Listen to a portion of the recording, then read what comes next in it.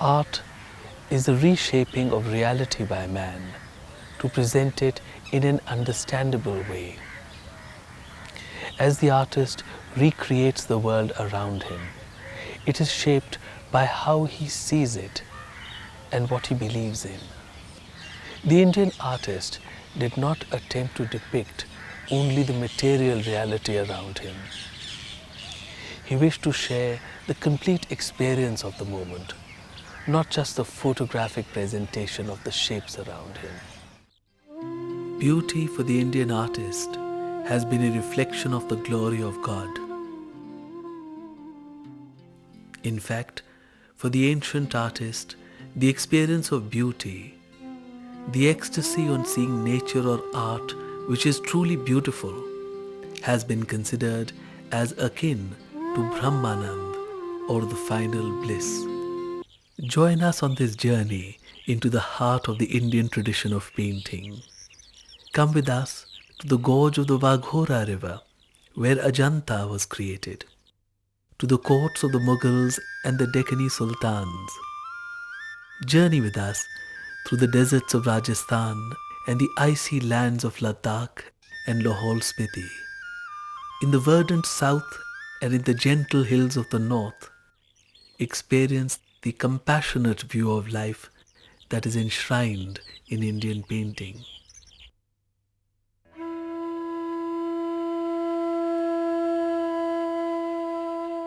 India has a great heritage of painting coming from ancient times.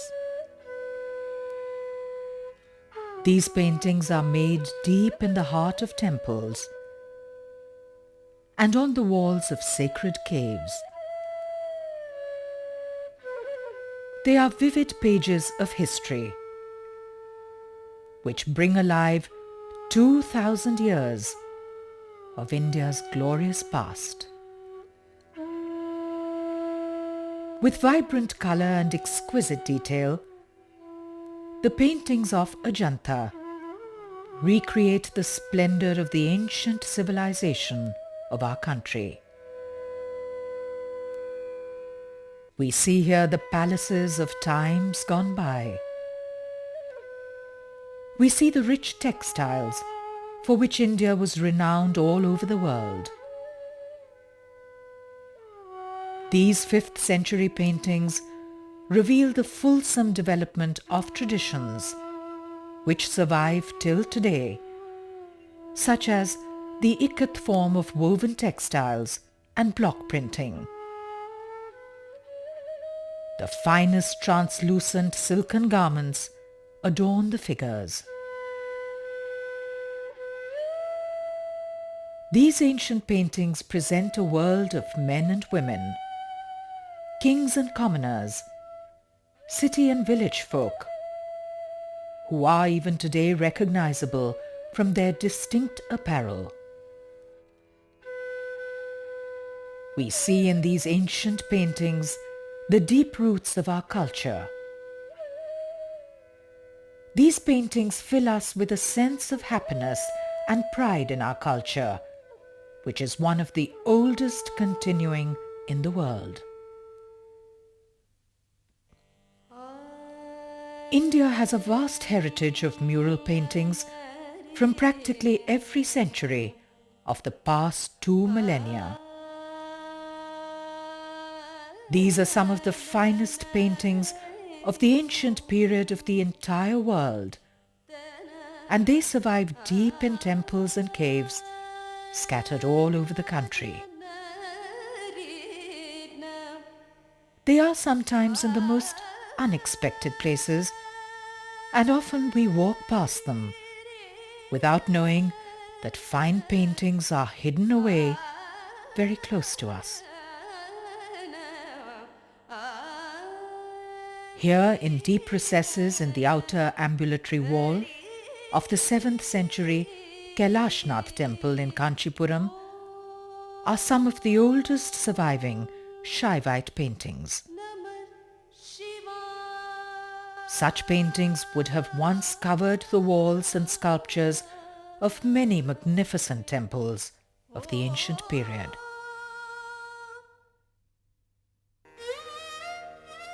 The 9th century murals on the ceiling of the cave at Sittanavasal are the earliest surviving paintings of the Jain faith. These paintings continue both the technical finesse and the joyful exuberance which is seen in the great paintings of Ajanta.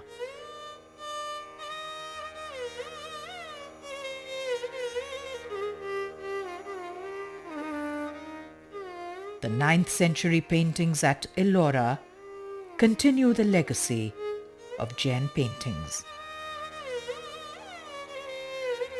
The 10th century paintings in the inner ambulatory of the Brihadishwar temple at Thanjavur bring alive the imperial grandeur of the great Chola Empire.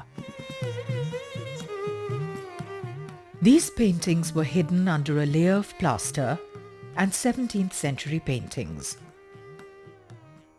In recent times, the Archaeological Survey of India has removed and preserved the upper layer of paintings to reveal the glorious Chola paintings beneath.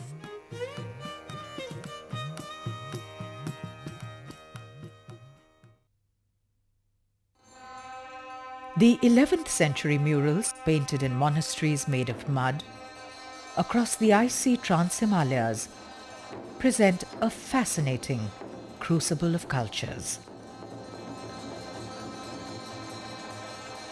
Here in Ladakh, in a ceiling painting, we see a depiction of Kalari Payat from faraway Kerala.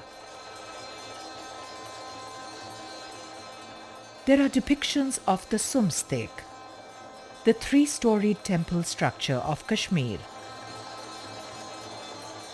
These details are very valuable to us today as the original structures have been destroyed over the passage of time. We see here Central Asian horsemen who would have ridden across the high passes 1,000 years ago. These paintings are a living proof of the marvelous cosmopolitan culture that existed in Kashmir and Ladakh. People from diverse cultures rubbed shoulders with each other in these ancient meeting places on the trade routes. The 16th century paintings on the ceiling of the Lipakshi temple open a page of the enthralling history of the Vijayanagar Empire. The rich beauty of the textiles reflects the prosperous and cosmopolitan life of this great medieval kingdom. While the paintings of Lipakshi were being made here in the Vijayanagar Empire, murals were also being painted at Fatehpur Sikri, the capital of Akbar, the great Mughal ruler.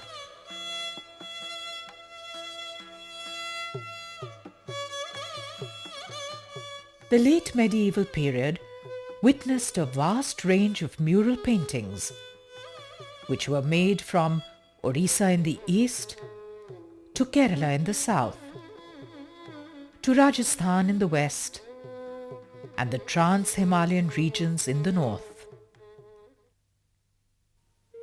While these grand murals were being painted on the walls of palaces and temples, exquisite miniatures were being made on palm leaves and later on paper. Fortunately, large numbers of these manuscripts and folios survive till today and bring alive the culture of their times. These are in fact a major source of our knowledge of the details of politics, lifestyles, and religious and social customs of bygone eras. In fact, even today, the study of these paintings helps us unravel the riddles of history.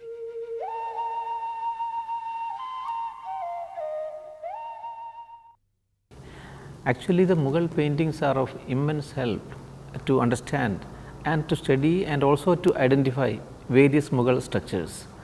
Because earlier, most of the historians, they have been identifying various buildings of Fatehpur Sikri as Ibadat Khana. But when I went through all those monuments, I felt that this could not be the Ibadat Khana, and then I excavated a particular structure. But after excavating a particular structure, you can say that Ibadat Khana, but the problem is how to say definitely that this was the real Ibadat Khana. For that, I had to take the help of a Mughal painting, in which the discussion was going on between Akbar and some of the other scholars also. It was on the basis of this particular painting and the similarity of the painting with the excavated structure, we could prove that this was the real Ibadat Khana. In the painting, we can see there are 3 platforms. Similarly, 3 platforms have been excavated in the excavations also. And then there was a step in the painting, and that step also we could excavate. There was a boundary wall running all around, the whole boundary wall could be excavated. And then on the back side, there are 3 arches, and we could, during the excavation time also, we could get all the 3 arches as it was shown in the painting. And then apart from that, a dome has been shown in the painting, and that dome also we could get excavated. So, the painting exactly reflected that the structure which we have excavated. This way we could prove that this was the real Ibadat Khana on the similarity of the painting with the excavated structure.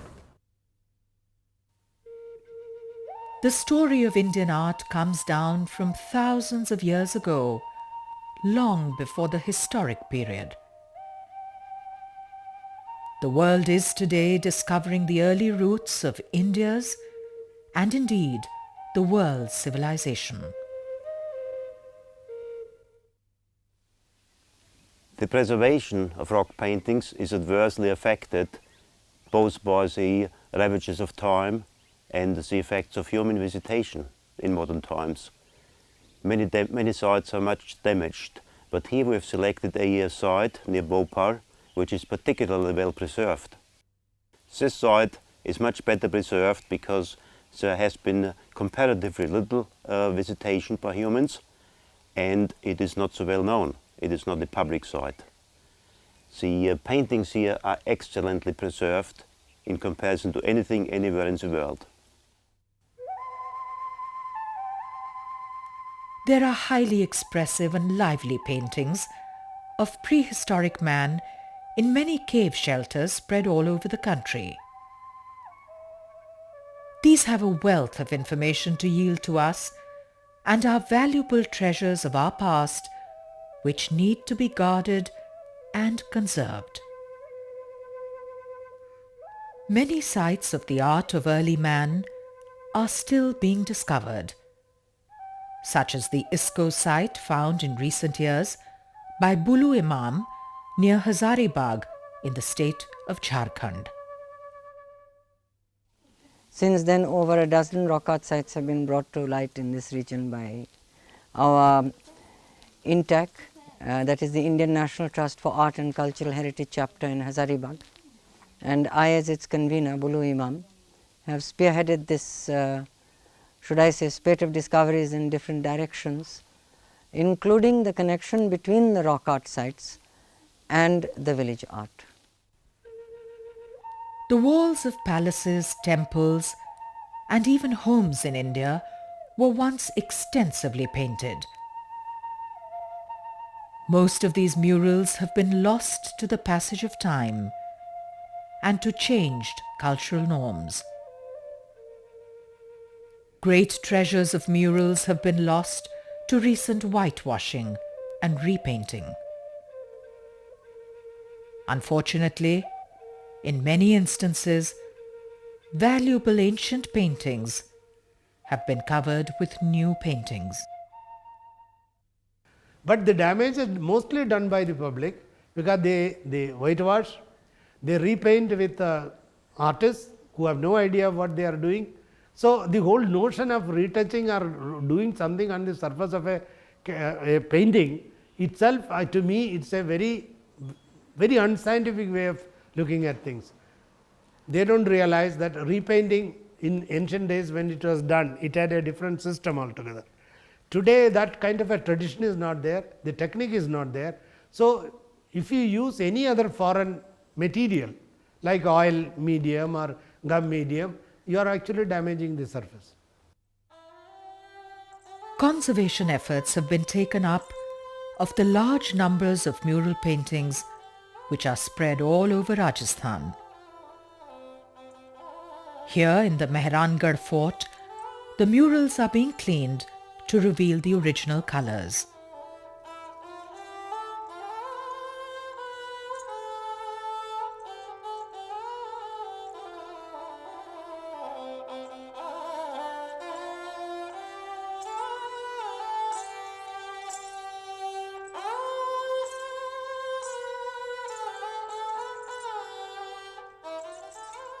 In recent years, the exquisite murals of the Nagaur fort were cleaned and preserved under expert guidance.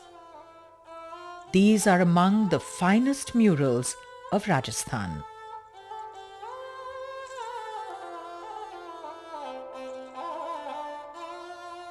Watchful individuals are today discovering a wealth of murals which still survive in many remote corners of India. Organizations are working to protect and conserve this vast cultural heritage. The Indian Conservation Institute's Orissa Art Conservation Centre at Bhubaneswar collaborated with the India Foundation for the Arts, Bangalore, and we worked on a hunch that there would be at least 70 to 80 wall painting sites in Orissa, which no one knows about, because official records say that there are 11 sites or 12 sites. We worked on this hunch. Over a 2-year period, we surveyed all the 30 districts of Orissa and brought to light 77 wall painting sites. Most of these sites are exquisitely illustrated. These are mural paintings on mud walls, mural paintings on lime plastered walls. One of the things that came to light from the documentation was that most of these paintings are in an utter state of decay, and if left on their own, they would definitely disintegrate in the next 10 to 15 years. This is further compounded by the fact that there is absolute apathy and lack of awareness of even the existence of these wall paintings, and because of which no measures are being taken to conserve them. There is also there's a propensity to repaint these wall paintings, these murals, old murals. As a result, a number of these are getting destroyed. We teamed up with the traditional artisans of Orissa, and we have now taken on a project with the support of NORAD of Norway to revive this ancient mural painting skill, and this is going to be taking place in different parts of Orissa. Another thing that has happened is it has, because of the condition reports that were prepared of all these manuscripts, conservation projects have been initiated. Already 3 wall painting conservation sites have been completed. Conservation work on 3 sites has been completed, and conservation work on 2 sites is under progress. One thing that we saw was that in Orissa, not only are traditional artisans not making mural paintings, they are also forgetting the skills which their forefathers had. And these artisans are not training their children now on how to make mural paintings. So what we are planning to do now is to give this skill back to the artisans. We found out how lime plasters are made in collaboration with the Institute of Physics in Bhubaneswar, and now we are holding workshops on how to make lime plasters, how to create mural paintings in the traditional manner initially, so that the children and the families and everyone can once again start making mural paintings in Orissa. As in other parts of the country, Punjab also had a rich tradition of mural painting. Temples, palaces and forts would once have all been profusely covered with murals. With the passage of time and the repainting of most of these walls, much of this treasure of art has been lost.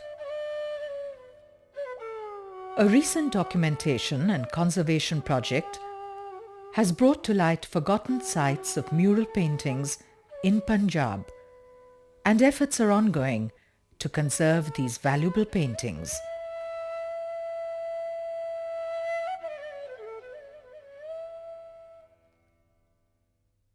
The temple in Kishankot is something which I came across while I was doing a listing project in district Gurdaspur, where we were actually traveling from village to village looking for historic buildings. When I walked in, I saw the wall paintings. I hadn't read about it. I hadn't come across any written records about the wall paintings before I found them.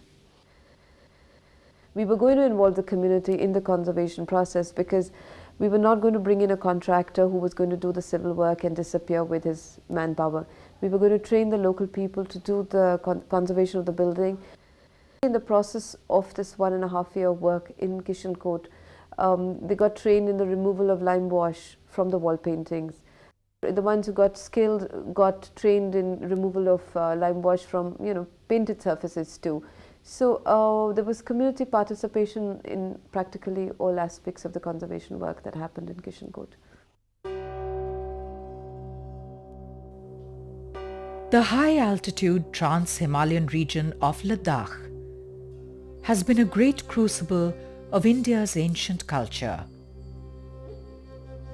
There are many Buddhist monasteries dating back to as early as the 11th century, which still survive in this cold desert region. Many of these are in a crumbling state of decay. The treasure of exquisite mural paintings inside the monasteries is being lost at an alarming rate. In recent years, the Delhi-based Cultural Documentation and Conservation Foundation has structurally repaired and conserved 2 crumbling monasteries of the 11th and 13th centuries.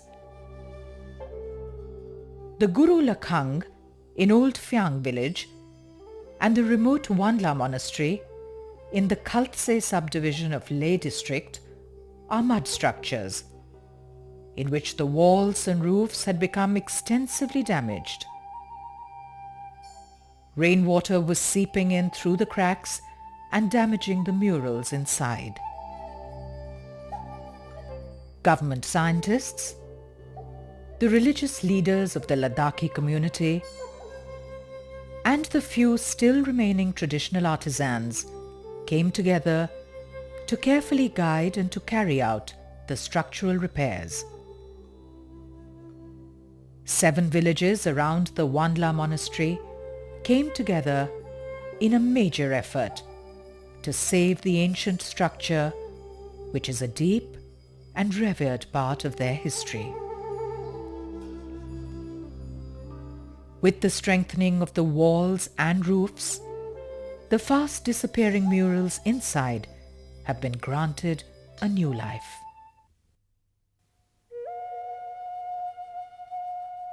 Some of the finest paintings in India were made on fragile palm leaves. The earliest surviving ones belong to the 11th and 12th centuries. These are among the most graceful and sublime of Indian paintings. The art of palm leaf paintings continued through the late medieval period in Orissa. The Orissa State Museum has one of the world's most exquisite collection of palm leaf manuscripts, and these manuscripts date back to the 16th century. And these manuscripts have become very brittle. They've been eaten by insects, and most of the edges are broken and the leaves are torn.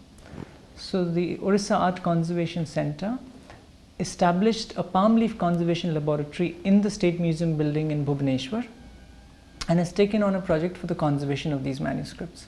The treatment methodology devised is indigenous. It has been developed here, and now this methodology is being taught to all the South Asian countries to conserve manuscripts in their nations.